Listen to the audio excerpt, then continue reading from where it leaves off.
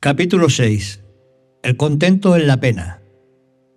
Fácil es alegrarse en la prosperidad, pero verdaderamente es fuerte quien sonríe ante el infortunio. El cerebro perturbado no puede pensar con claridad, vigor y lógica, porque la melancolía paraliza las fuerzas mentales. Hablad de cosas placenteras. Demasiadas penas hay en el mundo para que añadáis las vuestras. Quien no pierde la alegría cuando le van mal las cosas, lleva enorme ventaja al que se desanima al primer tropiezo. Quien recibe sonriente la adversidad, demuestra que no pertenece a la numerosa legión del vulgo. Dice Carlyle que hay gentes ricas en recursos para hacerse miserables, como si tuvieran el siniestro don de destilar ponzoña mental e infundir su melancolía en cuantos le rodean, y no saben precaverse de tan nociva influencia ni decir otra cosa sino que nacieron con mala estrella. Y por más que hagan, no pueden sobreponerse al desaliento. Pero esto es insensatez, porque nadie ha nacido tan miserable que sea su destino provocar la desdicha ajena. Por el contrario, nuestra verdadera estrella es el contento y la felicidad. No hay derecho a ir entre las gentes con cara vinagrada, derramando veneno mental y sembrando gérmenes de duda, temor y desaliento, como tampoco la hay para dañar a nadie en su persona. Extraño es que haya quienes parezcan complacerse en molestar a los demás, con el relato de sus infortunios y la descripción de sus enfermedades, cuya siniestra pintura graban así más y más en sus mentes. Algunos de estos quejumbrosos parece como si sobrellevaran las penas de todo el género humano, y no es posible permanecer sereno en su presencia. Dios puso al hombre en este mundo para que con gozoso ánimo peregrinase hacia el altísimo santuario de su dicha, y no entenebreciese lúgubremente las vidas de sus prójimos. Dice Emerson que un rostro sereno, una mirada inteligente, un semblante gozoso deben ser la finalidad de toda cultura. De tarde en tarde vemos uno de estos rostros serenos en que resplandece una luz como jamás brilló en tierra o mar, y nos convence de que su dueño está relacionado con algo divino. Un rostro sereno, tranquilo, gozoso, cuya contemplación parece darnos un vislumbre del santo de los santos. Pero cuán pocos semblantes luminosos en comparación de multitud de tristes y melancólicos encontramos. Hemos de esquivar el trato de las gentes quejumbrosas, si no nos vemos capaces de invalidar su tedio con nuestro gozo, porque de ceder a su nociva influencia quedaríamos contagiados de mental depresión. Lo mejor es resistir victoriosamente al contacto de los quejumbrosos, con la seguridad de que la positiva eficacia del bien ha de sobreponerse a los negativos elementos del mal.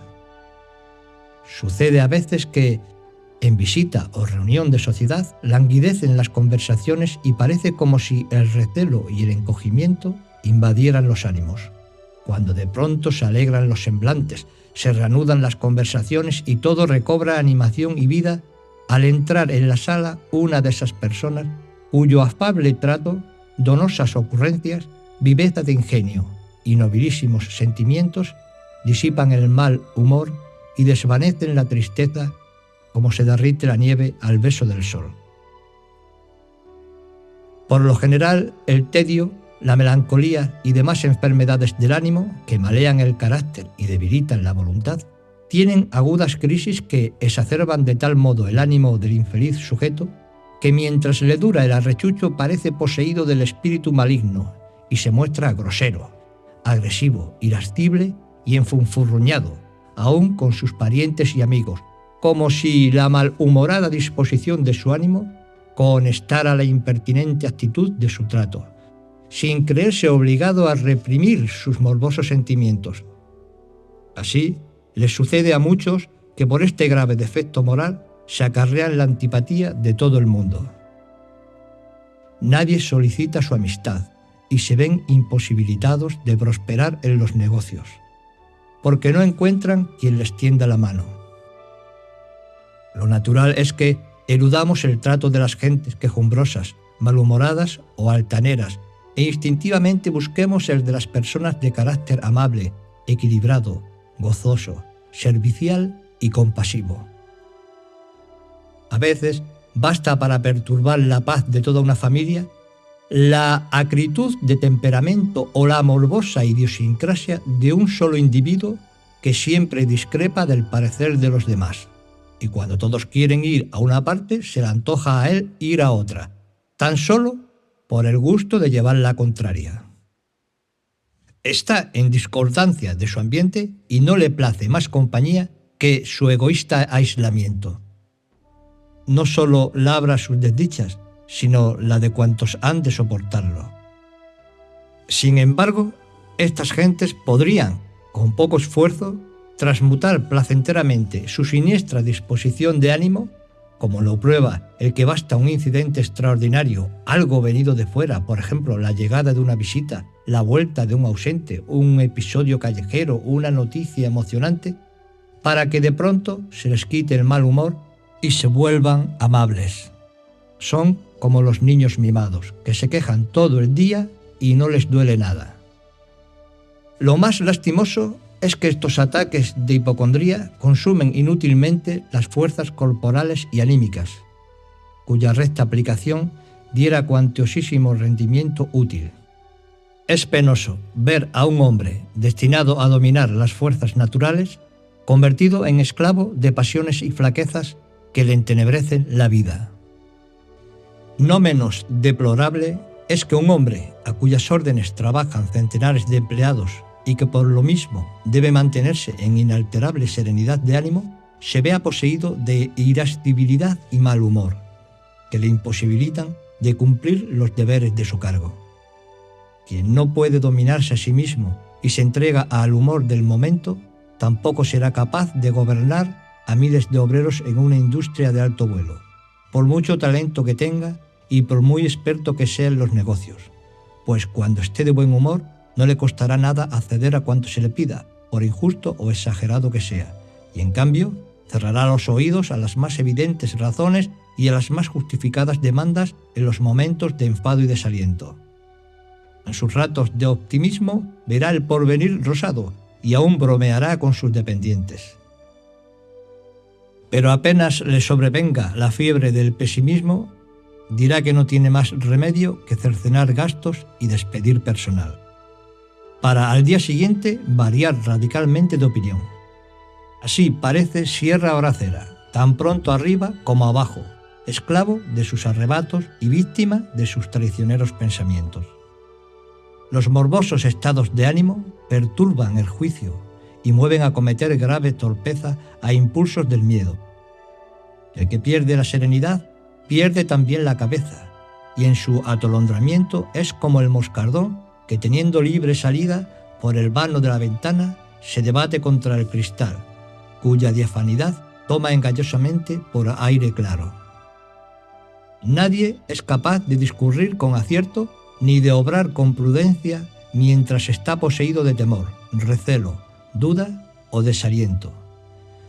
Para forjar un plan que nos saque de apuros o nos libre de alguna dificultad, es preciso tener el ánimo sereno, pues el buen juicio solo anida en un cerebro que funcione perfectamente con armónico equilibrio de todas las facultades.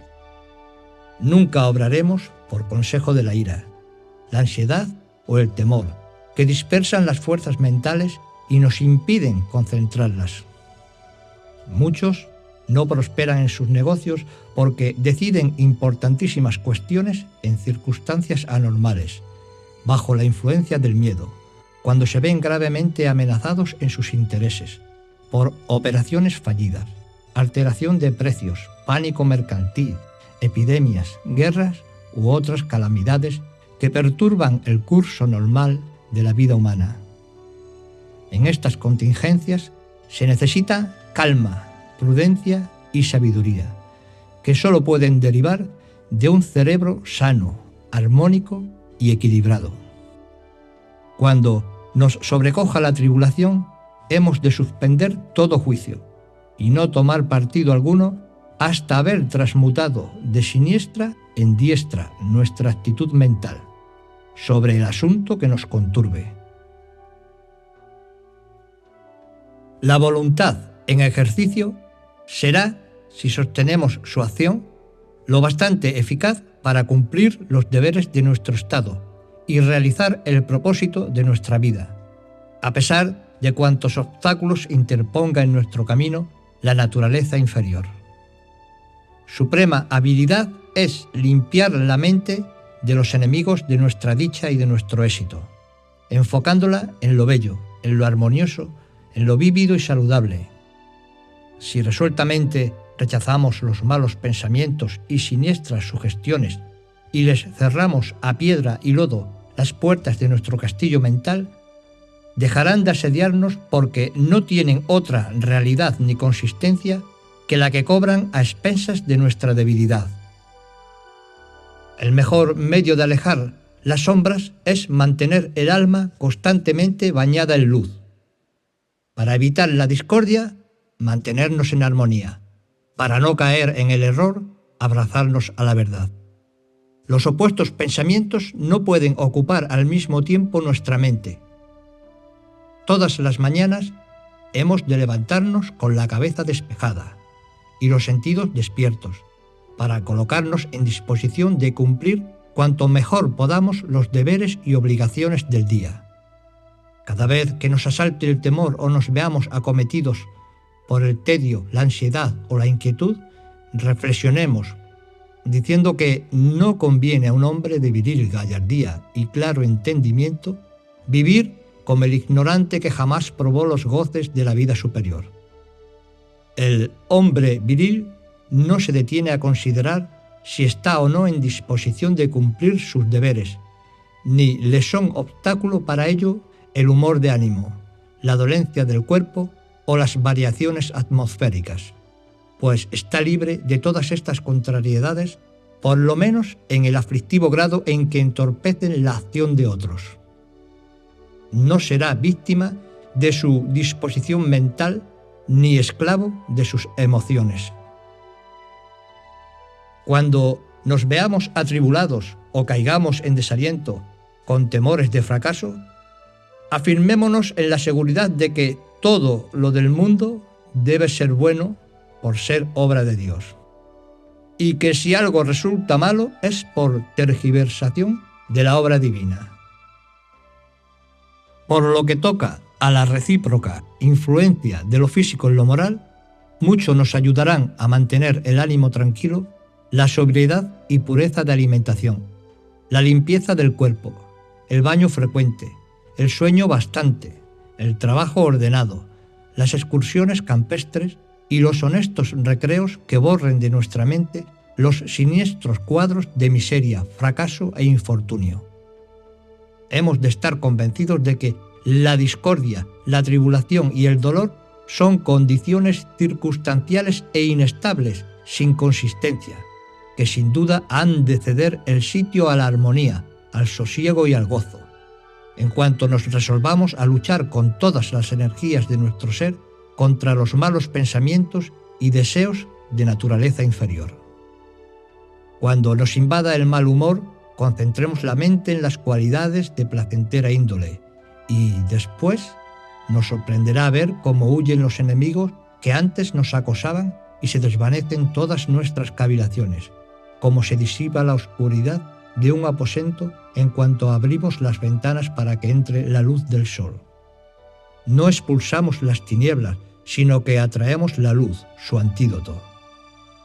Si bien reflexionamos sobre el caso, advertiremos que la hipocondría, el mal humor, el desaliento y el temor provienen de la ociosidad, del trabajo hecho con repugnancia, de los excesos de la comida o bebida, de alguna forma de quebrantamiento de la ley natural, cuyas dolorosas consecuencias reaccionan sobre nuestro ánimo. Hay quienes encuentran alivio y descanso en aligerarse de ropa y enfundarse en una bata o una blusa casera cuando vuelven fatigados del trabajo diario. Como si todas las preocupaciones, molestias y fatigas se hubiesen adherido al traje y cambiara la disposición mental por completo con solo mudar de ropa. Cada quien ha de elegir el método de purificación mental mejor adecuado a su temperamento psíquico. Y si acierta en la elección, se sorprenderá de ver neutralizado en poco tiempo su mal humor. Si bien se mira, locura es ir cariacontecido y contristado por el mundo, sin echar de ver las posibilidades de dicha que brinda a cuantos saben aprovecharlas. La virtud eliminatoria de las placenteras emociones obra con mucha eficacia para despejar la mente, y así el mejor medio de curarnos de preocupaciones, pesares y angustias es despertar las modalidades opuestas, a fin de que su actuación expulse a las que nos atormentan. La empresa será difícil, pero no imposible.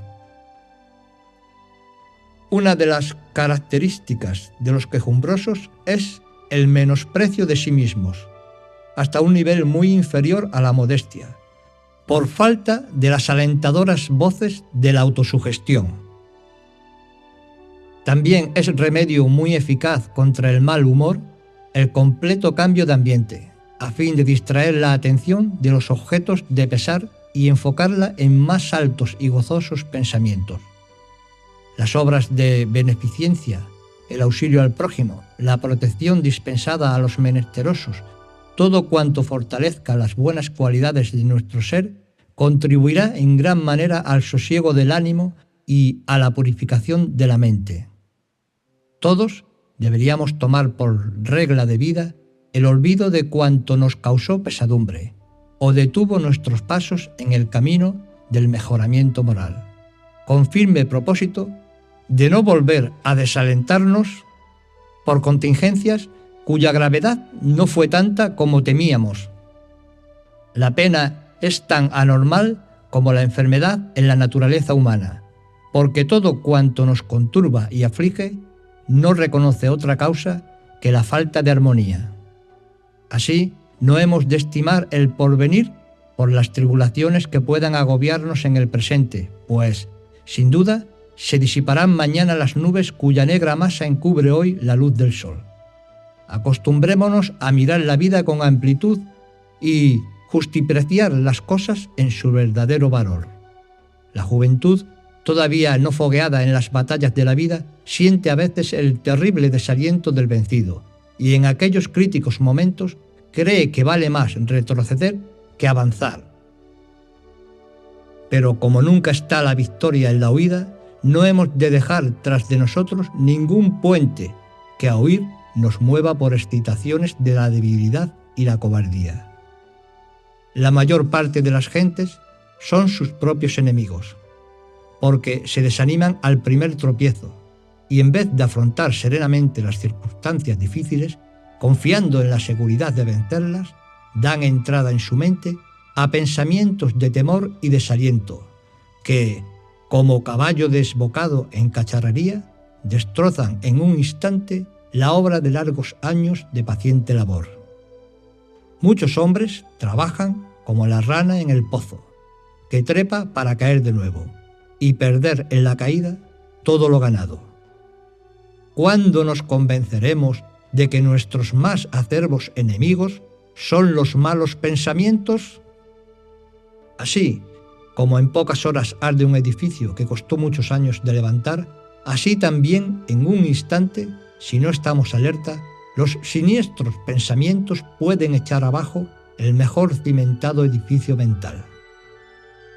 En cuanto transmutemos de siniestro en placentero el régimen de nuestros pensamientos, se mudarán de igual manera el estado de nuestro ánimo y la índole de nuestra conducta. Muchos perdieron cuanto de más valioso tenían en el mundo, el fruto de toda una vida de esfuerzos, sacrificios y privaciones. Y sin embargo, su valeroso corazón e indomable ánimo les capacitó para recobrar lo perdido porque disponían de la inagotable riqueza de su carácter.